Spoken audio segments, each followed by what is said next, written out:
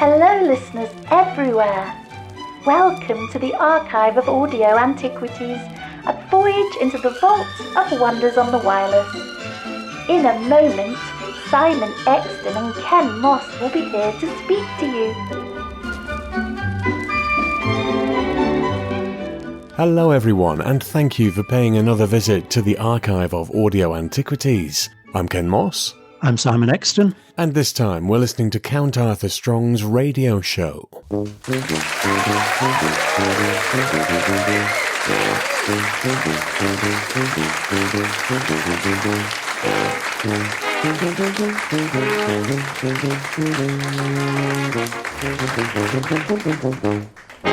This was a sitcom broadcast on Radio 4, written by and starring Steve Delaney as the title character. It follows the story of a former variety star who has a touch of the memory loss and malapropisms, and each episode follows the Count in his daily business, causing confusion in almost every situation. First broadcast on the 23rd of December 2005, this has had 8 series and 4 specials as of the time of recording. A TV adaptation, Count Arthur Strong, premiered on BBC Two in July 2013, although that was cancelled in 2017. And in 2009, it won the Gold Sony Radio Academy Award for Comedy, the highest honour for a British radio comedy. What on earth is this? I've just brought it in, for goodness sake. Come on, think. Remember your army training. What do the gherkins do? Gorillas do. What would it? Gurkhas. Retrace the steps. Right. I came through the door. I took my hat off. Oh, no, I didn't. Well, I'll take it off now. What's up with you? Right. So that's my hat off. Good. Then I went to the window to make sure I wasn't being followed, which I wasn't. Unless he's getting better at hiding, and I'm losing my touch, which I'm not. Then I made myself a cup of tea. There it is, it's still steaming, and that brings me up to now. Oh, sod it! I'll tell you something, there'll be eruptions of no small magnitude. Oh, magnitude! If I don't find that flipping carrier bag soon. There's a cauliflower in that. Dr. Exton, this was your suggestion, wasn't it? It was, and I can't remember why. Well, that's appropriate. Well, yes, that's true. I honestly can't remember why I suggested this, because I hated it last time I heard it. I hated it this time around. I couldn't stomach listening to more than 2 episodes.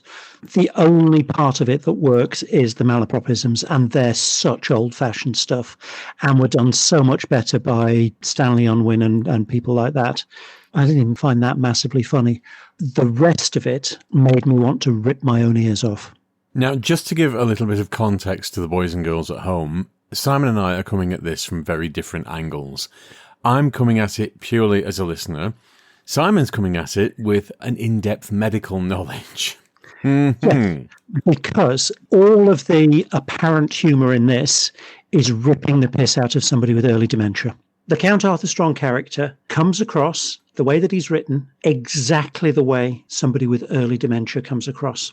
It is 8 series plus 3 on the telly, ripping the piss out of somebody with dementia. I am astounded this ever got made. Oh, hello? Hello, is that Count Arthur Strong? Might be. What's he got to do with you?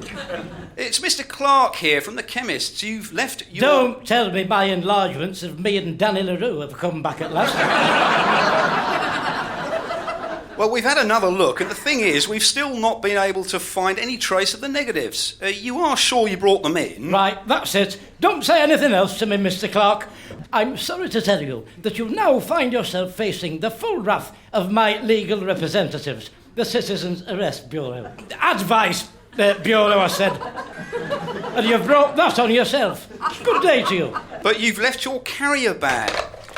Accusing me of not taking the negatives in. The nerve of him. Listen, they were on the desk. There they are, look, large as life. Right, well, I shall still send him a very stiff letter, talking to me like that. The series follows the adventures of a former variety star somewhere in the north of England. I think it's supposed to be Doncaster. He's now in his old age, delusions of grandeur, selective memory loss, never hearing what he doesn't want to, and just every situation is a very, very confusing conversation. Yeah, and particularly the aggressive insistence that he's right when he's very clearly wrong. That's a real early dementia sign. The harking back towards the past glory days, not being sure when he is, where he is, what's going on. This isn't just my opinion. I first listened to this with 2 other doctors, and we all felt exactly the same thing and actually felt a bit grubby listening to it. On that occasion, we only listened to 1 episode and decided we couldn't stomach any more. This time round, I managed to get through a different 2 before I decided I couldn't stomach any more. You know, I've done quite a lot of work on dementia wards, and okay, by the time people are getting to need hospitalisation, they're much worse than this. But this is how dementia starts. I've talked to some people about this, and they've all said, oh, it's lovely. It reminds me so much of how dear old Grandad used to muddle things up. And then it said, yeah, okay, but what was happening to dear old Grandad 5 years later? It's horrible. It's absolutely horrible. As I say, I felt grubby listening to this. Well, I've listened to the complete first series of this, and it didn't get off to a good start because the first episode, it's all over the place. There is an underlying theme to the first episode that he's signing copies of his diaries at a butcher's shop for some reason. But it starts off with these sorts of it's basically a sitcom, but it's very patchy, the first episode. It doesn't hang together very well. So I didn't feel it hit the ground running. Now, I'm a little kinder to it than Simon is. I did struggle through it. And as the episodes went on, I did sort of get into it a little bit, but oh dear, it's not really appointment listening. As a result of hearing Simon's description of it prior to hearing it, I get entirely what he means about it basically ripping the piss out of somebody with dementia, because the situations are so painful and the behaviour is so obviously somebody who is losing it, basically, that it becomes a little bit, how the hell has this person got into these situations? How have they got a hosting slot on a cookery show? How have they even got an audition and been cast in a radio play, etc., etc.? It's not great. I didn't smile once in the whole first 6 episodes. For something that's supposed to be an award-winning comedy, not to even make me smile, let alone laugh. I have at some points in a few of the TV series. Again, I wasn't a fan. I've seen the odd 1 or 2. The character in the TV series is not quite as profoundly demented as in this series. It's slightly toned down a bit. I think that's because the TV series is much more of an ensemble piece, whereas with this, it's Count Arthur Strong's interaction with one group of people and then goes on to Count Arthur Strong's interaction with another group of people. In the TV series, you do get interaction between other groups of people, so the horror is diluted. It's just not very funny. It feels old-fashioned. Feels like something I'd have been listening to in the 50s or 60s. Except that would have been funnier. I mean, we've listened to comedy from the 50s and 60s, and it's funnier than this. Oh, many times. Many, many times. Thank you, Lady Counterblast. I've not got an awful lot to say about it. It was just so... you know when you watch a sitcom... Well, you know when you watch a sitcom... Let's take Fawlty Towers, the complete other end of the spectrum. They are so carefully crafted and scripted and so uncomfortable to watch. I can't manage more than 1 Fawlty Towers at a time. They're painful because of the situations and just how they get worse and worse and worse as the episode goes on. This is trying to emulate that, but not really getting there. Yeah. And I don't for a second imagine this was written as those funny, zany people with dementia, then, yeah, ripe source of humour there. As I understand it, the writer came up with the idea from the behaviour of characters from his childhood. So at that point, he probably didn't realise that what he was observing was people who were starting to dement. Now, fast forward a number of years, there doesn't appear to be any self-awareness in the writing that this is what he's describing. And I wonder if it's one of those things where once it's pointed out to you, then you can't unsee it. Would I have spotted it if you'd not mentioned it? Maybe not as on point. Because I've not got the medical background you do, I'd probably just view it as someone who is losing it a little bit. But you've got a little bit more of a specific diagnosis on your side. I really wanted to like this. I thought this has run for 8 seasons. I mean, the last special to date was only last year. It was on Christmas Eve last year. I'm just looking at the Wikipedia entry. It was Count Arthur's casting the role of Father Christmas in a department store. So it's still going beyond the TV series, and I believe there's a stage version that goes on tour. I'm just not quite convinced that it's worthy of the accolades. Maybe I'm missing something really obvious, but it's just not leapt out and gripped me. Even the TV version, which I know we're not reviewing here, but it's just not... I don't know. I just think something's completely missing, or I'm completely missing something. No, I just think it's shit. I don't think you're missing anything, because I don't think there's anything to miss. The only humour that this has is pointing and laughing at dementia. I mean, I will say this much. There's some quite witty little bits in it, but they're witty rather than funny. There's nothing to make you actually laugh. There's an episode where he phones up some electrical shop where he bought a video recorder at a car boot sale and he puts a slice of bread in it and he thinks it's a toaster and it's not working and he can't work out how to put the toaster on. I've got a query for you regarding some electrical equipment I've recently purchased. Yeah, go on then. Right, listen to this. Press the standby button to ensure the VCR is in the correct mode. If not, please perform the VCR reset procedure. Right. Well, for a kick-off, where's the standby button? Well, it depends what video recorder you've got. Video recorder? Yes, VCR, video cassette recorder. Well, it's not a video recorder I've got, it's an electric toaster. What are you reading from a video recorder manual for if it's an electric toaster you've got? The one that came with it. Well, in that case, could I suggest you take it back to the shop you bought it from? Didn't get it from a shop. I got it at a car boot sale. It should be funnier than it is.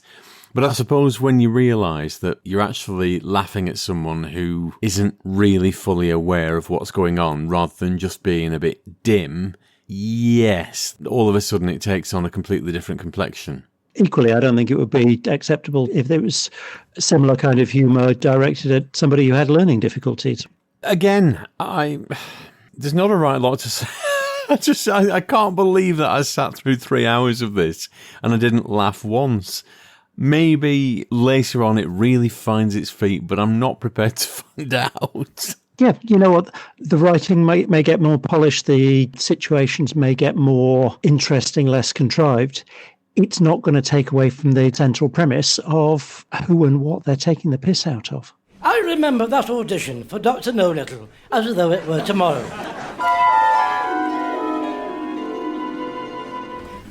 Who's next, please? Oh, you wouldn't mind if I jumped in front of you, would you? Only I'm up for an episode of Bootsy and Snudge this afternoon. And time is of the essence. Thank you so much. Come on, you, lead the way. Count Arthur Strong. Thank you for coming. Can you stand on that mark and speak the line directly into camera? My name's Bond, James Bond. Lovely to meet you, James. What mark was that? No, that's the line you've got to say. My name's Terry. In your own time. Oh, what was the line, please, James? Terry, my name is Terry. Terry, my name is Terry. How was that? No, just the line I said, the exact line. My name is Bond, James Bond. My name is James Bond. Lovely to meet you. No!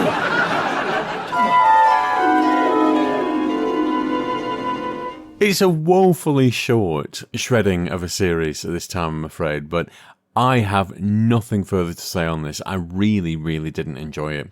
Dr. Exton, have you got anything further you want to add? No, this was fucking awful. Best rate it in earworms, then. This is the song that never ends. Yes, it goes on and on, my friends. It's over to you. 0.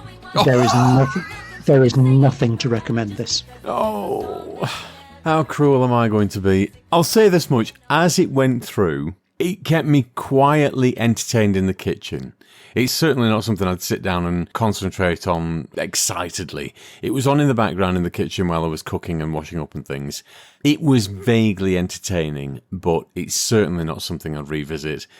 I'm going to give it 3 out of 10. It was vaguely amusingly entertaining, but certainly not laugh out loud. There are flashes of wit, I'll give it that much. But in terms of other comedy series out there, in fact, just other audio to listen to, no. What were they thinking? I'm assuming that whoever commissioned this hasn't had any relatives with dementia. It's the only thing I can think of. But how you can go through 8, 9 seasons without seeing this is beyond me. And they'll continue singing it forever just because. Dr. Exton, do you have something for us to listen to? What podcast of the week? No, because I am not sullying any decent podcast with association with this shite. Oh dear, oh dear. Cunt Arthur Strong can stand on his own. Oops. Did I come out with a malapropism?